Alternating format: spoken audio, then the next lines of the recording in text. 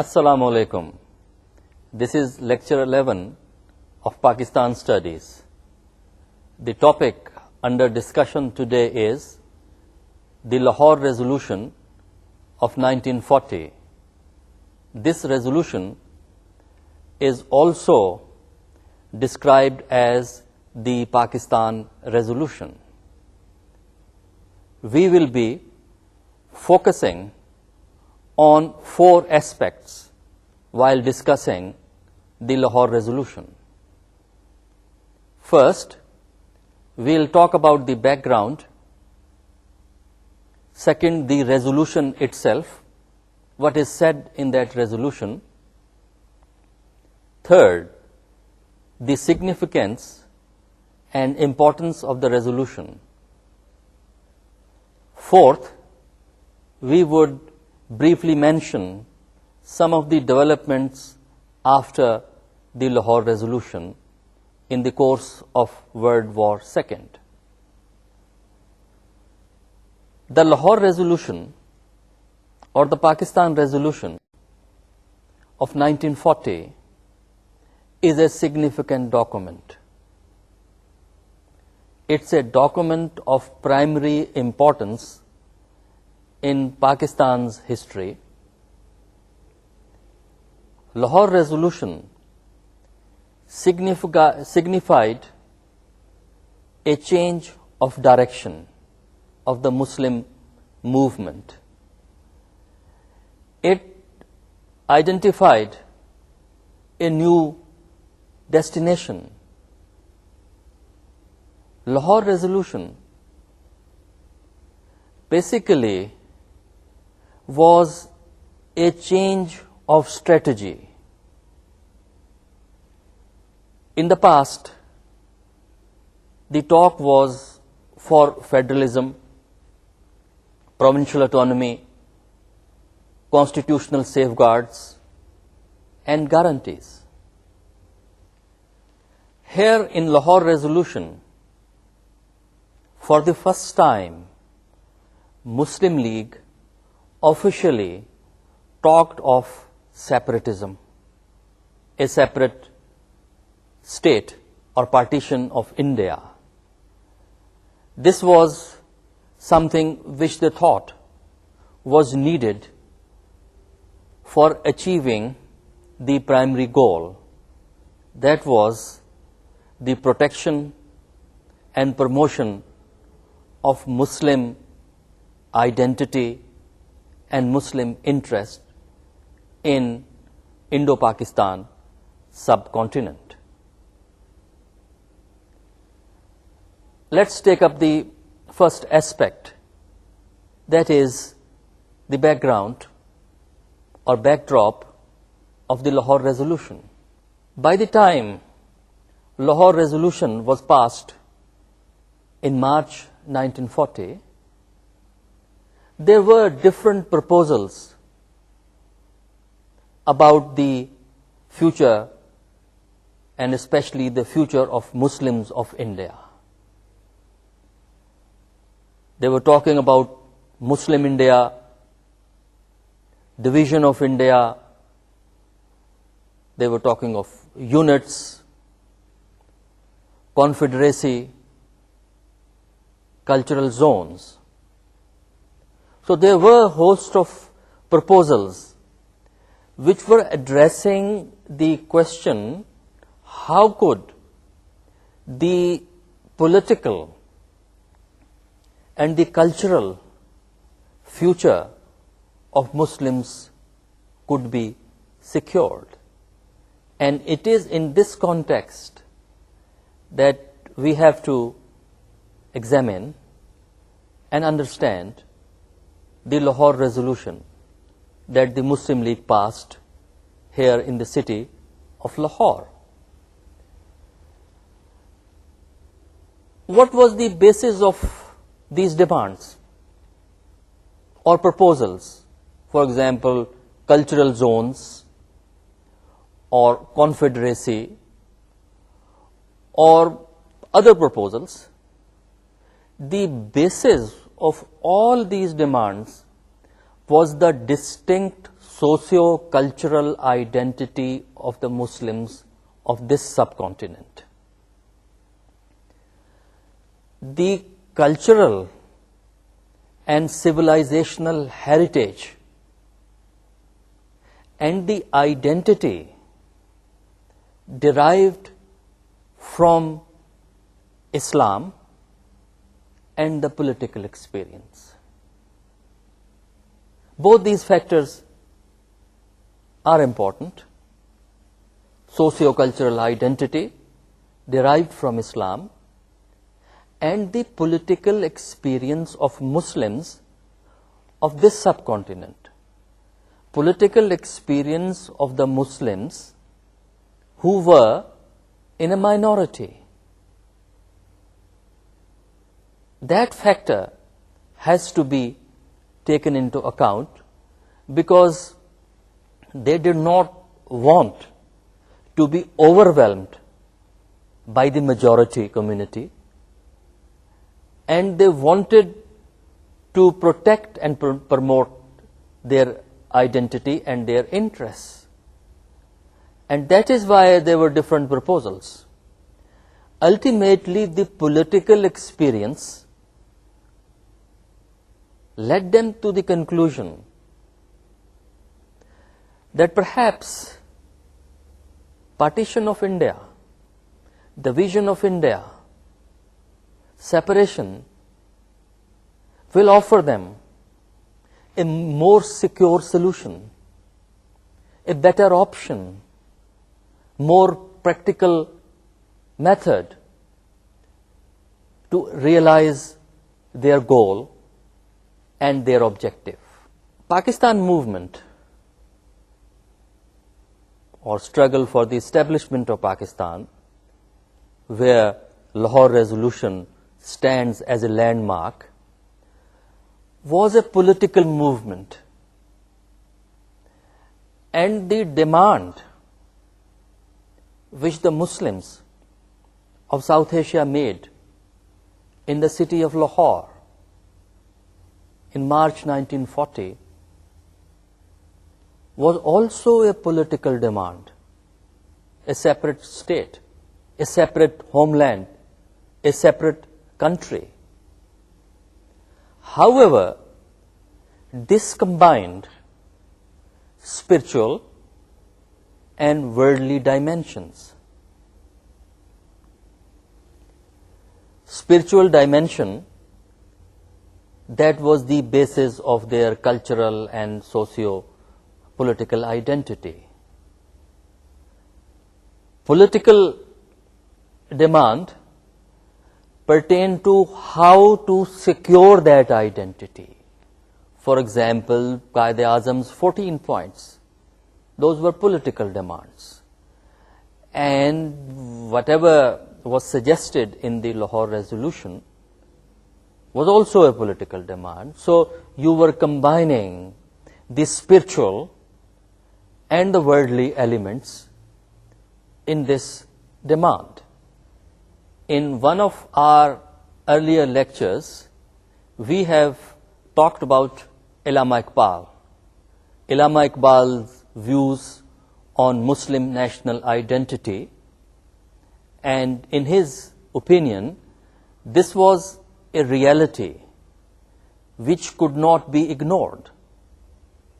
And you would recall that in his address to the Muslim League session at Allahabad in 1930, he talked about the redistribution of territories for Muslims of this subcontinent. First, he was talking about northwest of India, where Muslims were and are in majority. And later on in his letters, he talked about Bengal, another area where Muslims were in a majority. Similarly, we have talked about Chaudhry Rahmat Ali, another hero of the struggle for the establishment of Pakistan. Chaudhry Rahmat Ali talked about Muslim India, and he coined the term Pakistan, a homeland for Muslims of South Asia, for ensuring a secure future in accordance with the principles and ideals which are central to their lives and their worldview. And we can go on and on, talk about other Muslim leaders who expressed a similar opinion, an opinion which was close to what Iqbal had said or what subsequently Chaudhry Rahmat Ali said. And if we look at the speeches and statements which Qaid-e-Azam Muhammad Ali Jinnah made in 1940, before the passage of the Lahore resolution, we find that he also emphasized the same principle.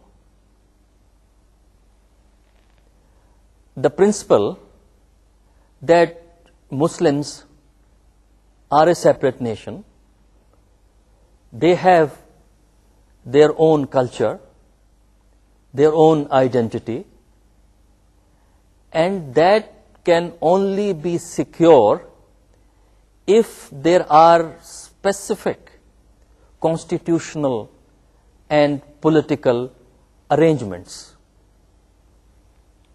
And initially those arrangements were in the form of federation and guarantees. But now in Lahore resolution, the Muslim League was talking of separatism. That is the achievement of the same objective through the method suggested in the Lahore resolution, that is a different method than what was a Muslim League pleading in the past.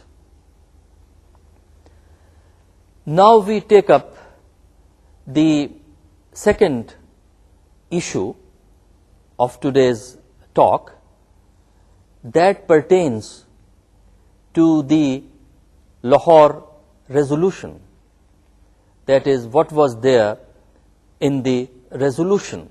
Muslim League session, that is the annual session, was held in the city of Lahore in what was known as the Minto Park or Iqbal Park. And if you go there today, you will find a monument to that day, which is described as Minar-e-Pakistan. It is at this place that the Muslim League held its session, which was a 3-day session, March 22nd, 23rd, and 24th in the year 1940. The key resolution that we are discussing today was moved by Maulvi Fazlul Haq, and it was seconded by Chaudhry Khaliquzzaman and others. This resolution was moved on March 23rd, which was the second day of the Muslim League annual session. Then Muslim delegates from different parts of India spoke on this resolution about the Muslim problems as a whole in India, what should be done to deal with those problems. And on 24th March, in the evening, this resolution was adopted. I may point out here that Lahore resolution or the Pakistan resolution was adopted on March 24th, not on March 23rd. But we celebrate March 23rd as the Pakistan Day because it was on that day that this resolution was moved, was presented to the public, was presented to India as a whole, that this is what the Muslims of South Asia want. Since it was presented on March 23rd, 23rd has become the day of Pakistan resolution, or what is called Pakistan Day in Pakistan. This session, that is the Muslim League session in Lahore, was presided over by Quaid-e-Azam Muhammad Ali Jinnah,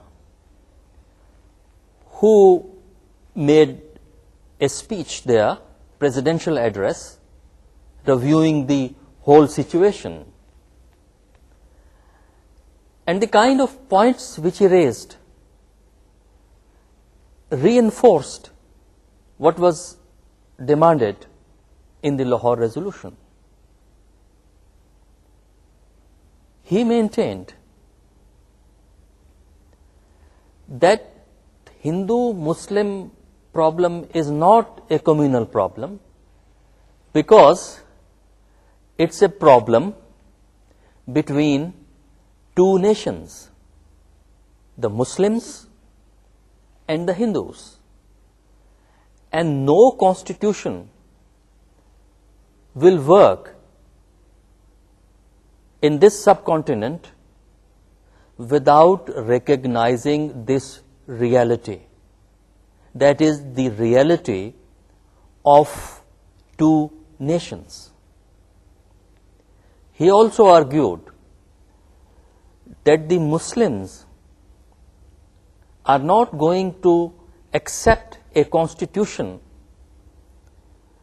that establishes the government of the majority Hindu on them.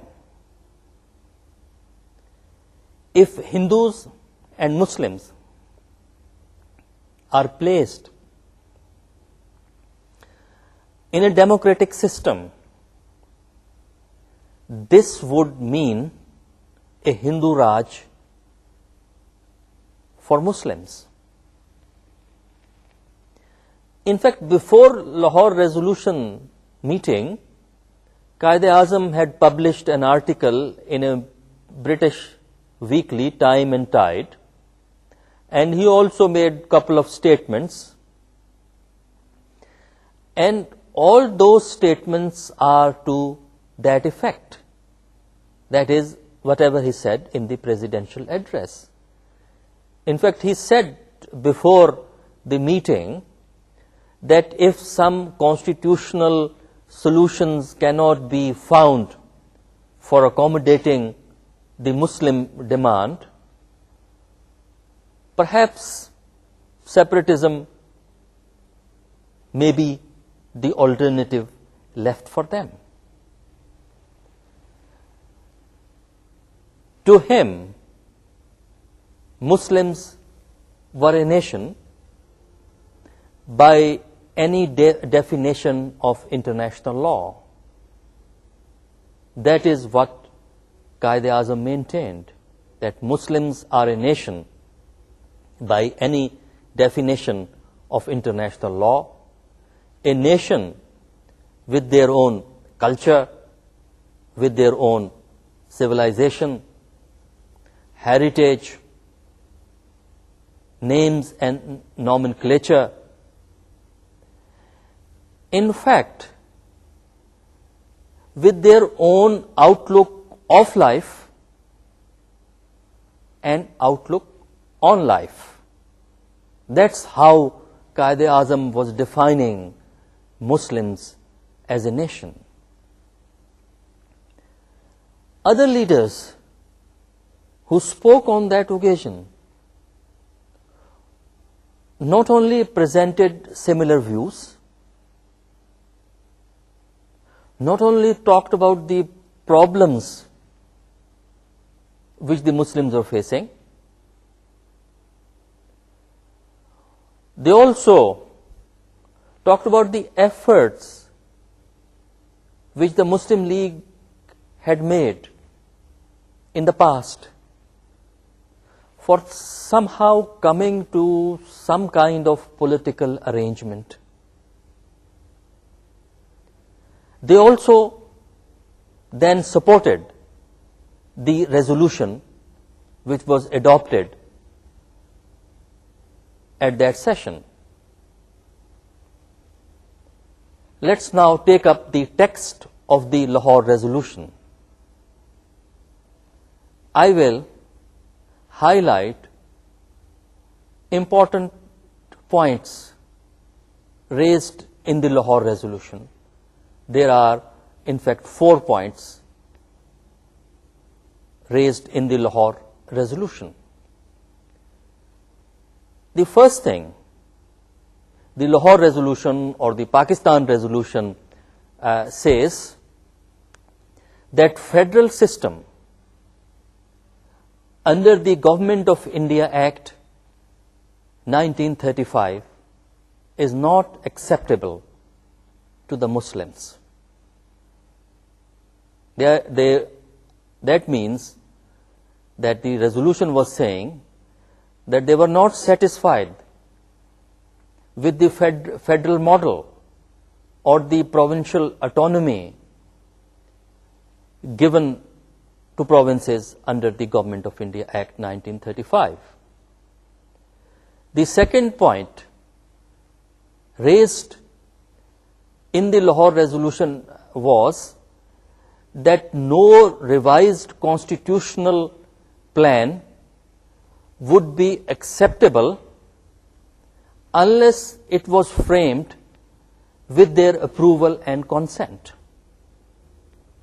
This means that when the British government would revise the constitutional framework, Muslims will accept new constitution only if it involves their consultation and their consent.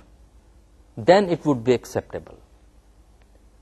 The third point, which was the key in the Lahore resolution, was the adjacent units where Muslims are in a majority. Adjacent means the units that are linked to each other by territory, or what is called muttasil khitte, muttasil ilake, as in northwest and the east, should be constituted as independent states where the constituent units will be autonomous and sovereign. This is from the text of the Lahore resolution.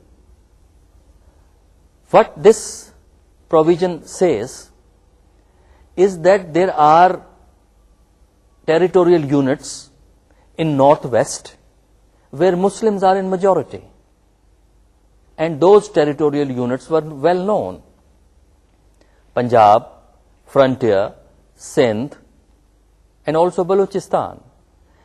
And in the east, Bengal was a Muslim majority area.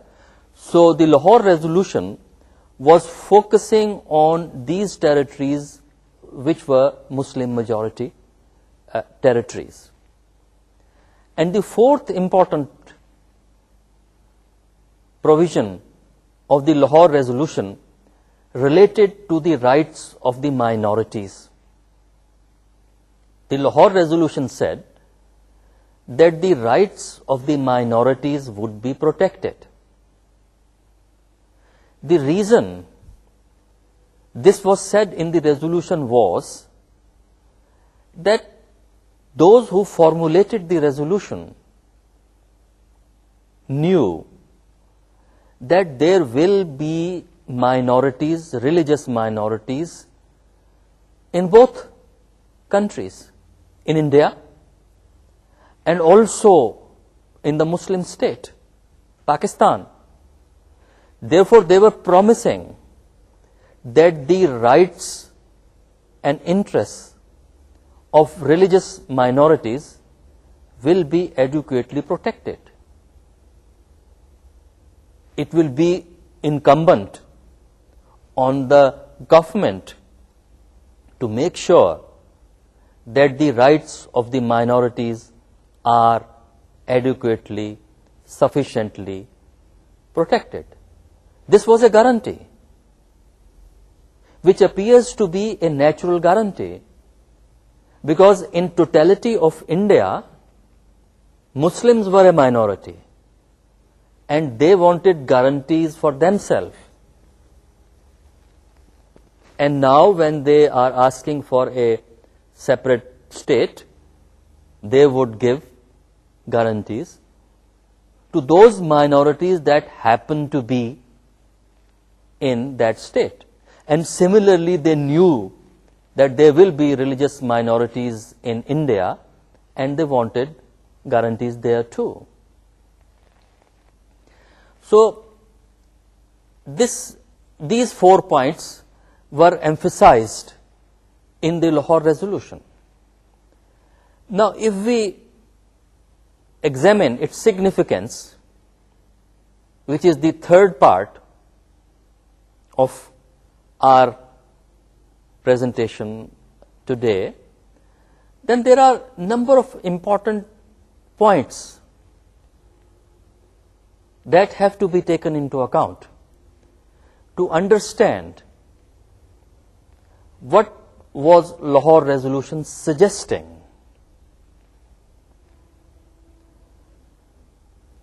One significant point is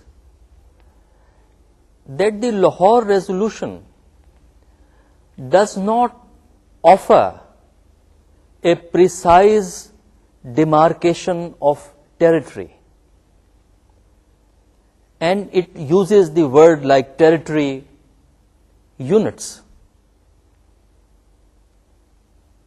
So it was talking in general term, identifying the territory where the Muslims were in a majority. So the underlying principle was that Muslims were in majority. Another important feature that comes out very clearly is that at that time they were not clear about the precise nature of the political entity. That is why the word states, autonomous and sovereign has been used. Lahore Resolution was a declaration of general intent, a declaration of the direction in which the Muslim movement was to grow.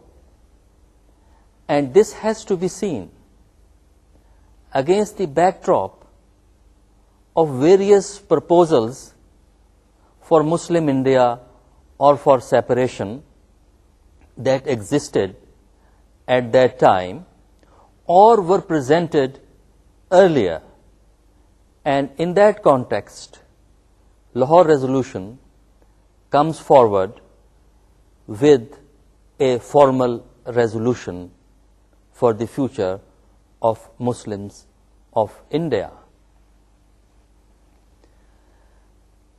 In fact, these ideas developed gradually over a period of time.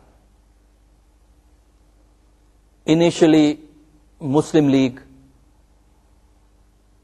started in 1906 as a loyal party. In 1913, it changed its objectives. It talked about self-rule. Subsequently, it demanded safeguards and assurances. And in 1940, it talks about separation. Now, this transition, this movement, as well as the struggle for establishment of Pakistan did not stop in 1940.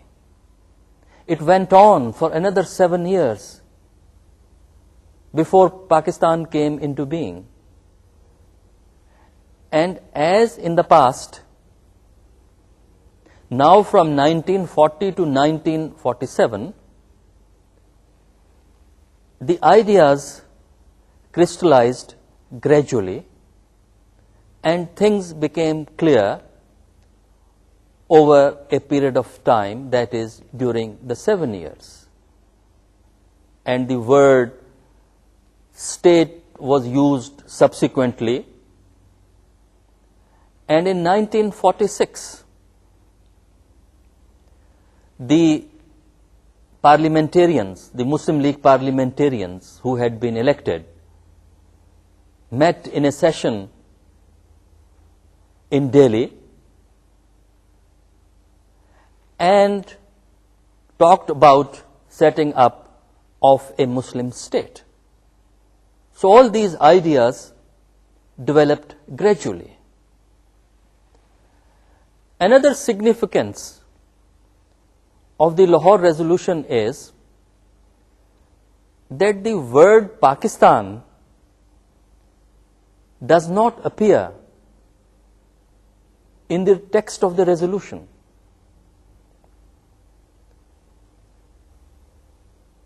It is interesting that soon after the approval of the Lahore resolution, it began to be described as the Pakistan resolution. Although the word Pakistan does not appear in the text of the resolution. It was known as Pakistan resolution and it continues to be known as the Pakistan resolution, although this has not been used. All these ideas developed gradually and slowly.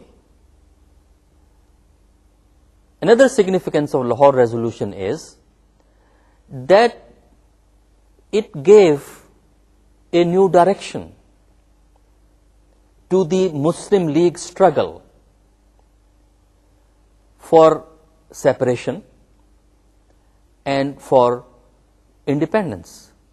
However, despite the passage of the Lahore resolution in March 1940, the Muslim League was willing to go for accommodation short of fully sovereign and independent state.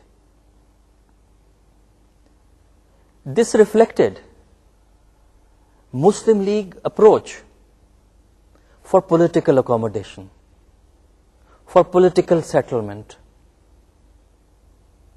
for constitutional struggle.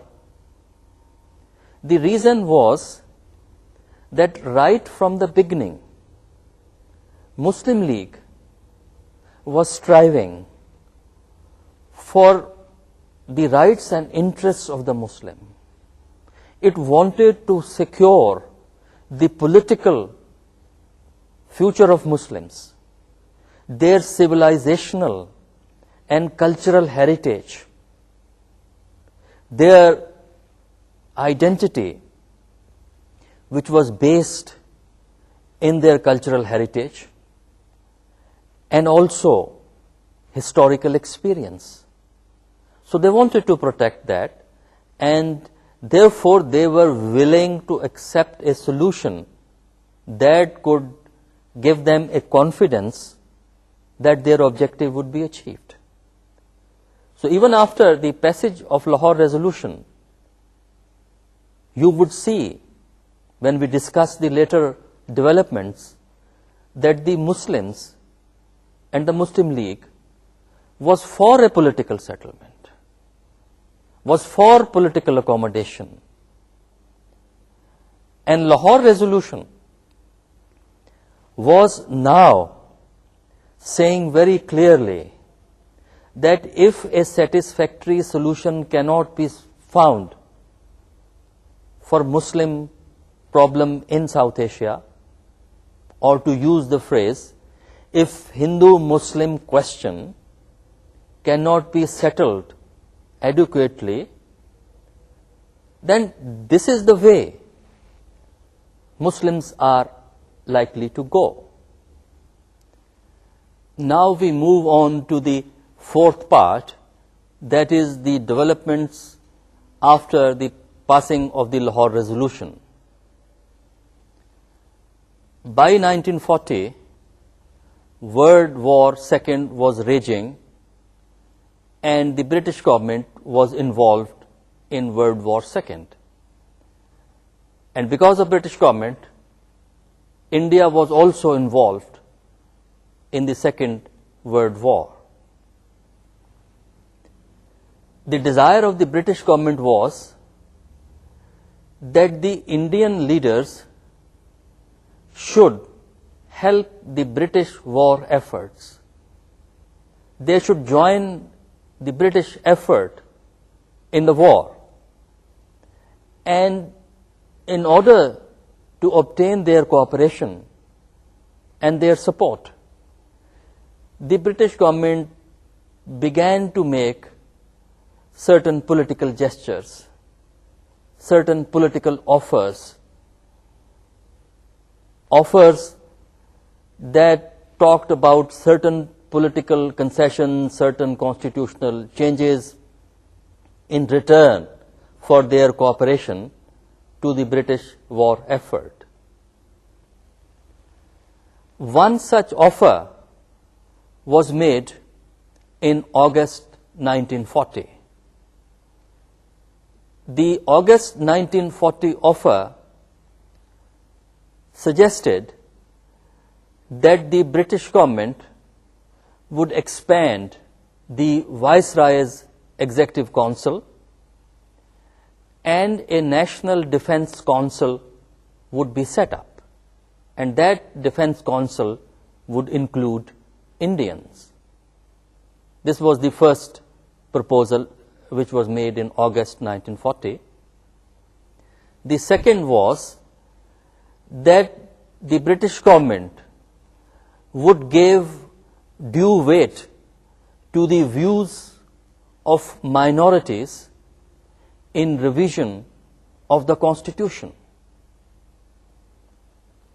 The third offer was that power could not be transferred under a system that is not acceptable to a large and powerful elements in India. And the next important offer in that connection was that they would seek the cooperation of Indian leadership for war efforts and for implementation of these proposals, which are described as the August 1940 proposal. If you look at these proposals, we find that they were trying to win over the Indians, and in this connection, they had made certain offers which were partly acceptable to the Muslim League. So far as the Congress was concerned, Congress was not happy with this offer because they wanted responsible government to be introduced as soon as possible. For the Muslim League, the acceptable part of this proposal was when the proposal suggested that they would take into account the views of the minorities and they will not impose a constitutional framework or political arrangements which are not acceptable to a large section of Indian population. This was a kind of a safeguard for the Muslims, because the August proposal was talking about setting up of a constituent assembly after World War ended. And the both political parties, the Congress Party and the Muslim League, were not willing to accept all what they were saying. For example, one proposal was that ultimately, that is, after the war is over, they would grant a dominion status to India. Now, dominion status means that practically India would be independent, but it would owe allegiance to the British Crown, which was just a formality, but in day-to-day affairs, British Crown would not interfere in the working.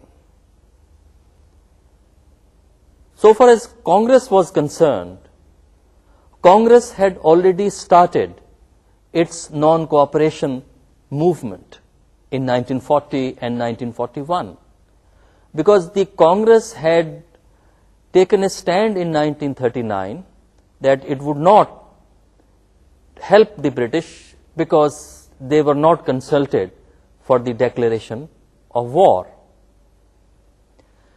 And so far as Muslim League was concerned, Muslim League stayed away from the Congress non-cooperation movement. It never became part of it, and it demanded that in any future political arrangement, their opinion should be taken into account. So this offer of August 1940 was an attempt to break a deadlock in India, and that could not be broken because the Congress had gone for non-cooperation movement and the Muslim League had accepted this only in principle. Details were not to its satisfaction. Therefore, no significant change took place, and when the British government tried to set up the National Defence Council, that effort did not effectively materialize because the Congress and the Muslim League were not willing to cooperate. 2 years later, that is in 1942, another attempt was made. This attempt was what is known as the CRIPPS mission,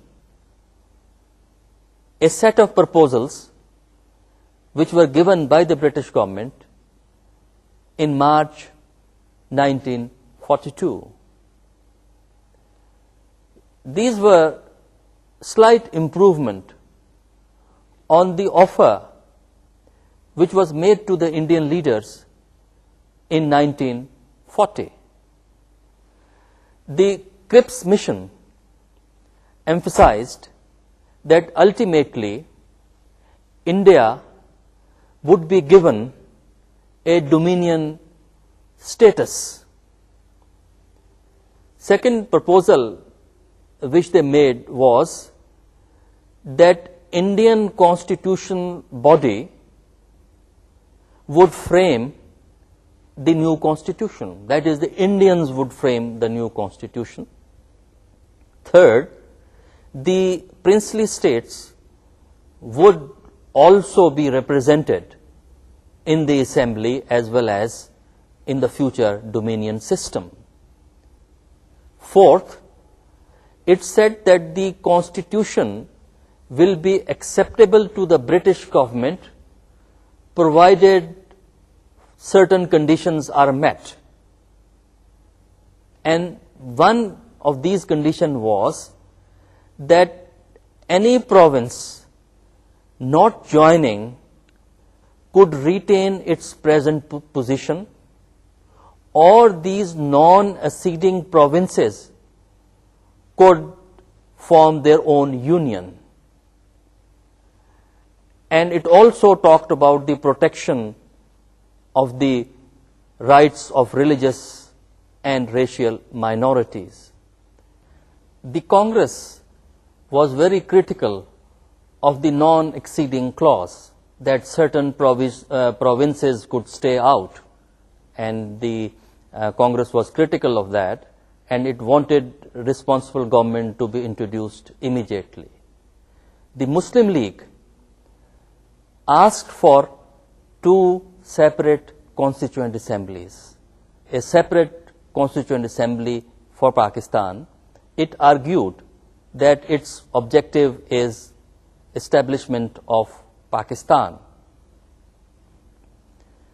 This concludes our discussion of Lahore Resolution and two subsequent developments where Muslim League maintained its position, that is, a separate state for Muslims of this subcontinent.